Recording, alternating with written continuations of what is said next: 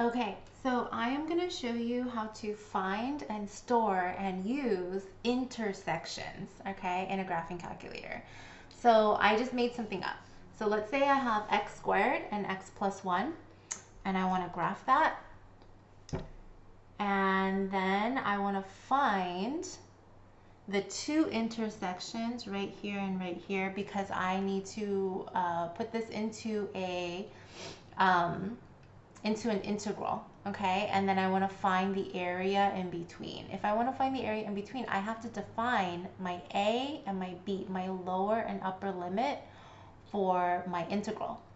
So I have to actually find it here first. So this is how you do it. So first of all, you plug in your functions, you graph it, and it's kind of big enough. So I'm going to calculate not a 0, but an intersection. So I'm going to do second trace, and then I do number 5. And I'm going to find this one first. I go to the left, never go up and down, so always to the left. So I want to find this one. So I go to the left of what I'm looking for, I press enter, and then I go to the right of that intersection right here, and I press enter, and then I want to guess yes, so I press enter one more time. And here's my intersection, -0.6, blah, blah, blah. I want to keep that whole number. I don't want to write it down onto a piece of paper. So this is what you do. Are you ready? You press second mode to quit. So don't press anything else but second mode to quit. And then you store. So press store, and then you'll see answer gets stored as. And you're going to store it as, and you decide. Do you want that to be A, B, C? See these like green? So I'm going to go ahead and do alpha math, and then it looks like that. So then I press enter, and it verifies for me. Now my x value that I found when I found my intersection, when I calculated, now it's stored as A in this calculator. So I'm going to go back to the graph, and I'm going to do the same thing for this. I'm going to store this as letter B, okay?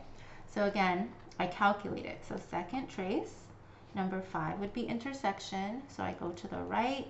What I'm looking for is right here, so I go to the left of it, press enter. I go to the right of it, I press enter one more time, and it tells me the intersection is about 1.6 something.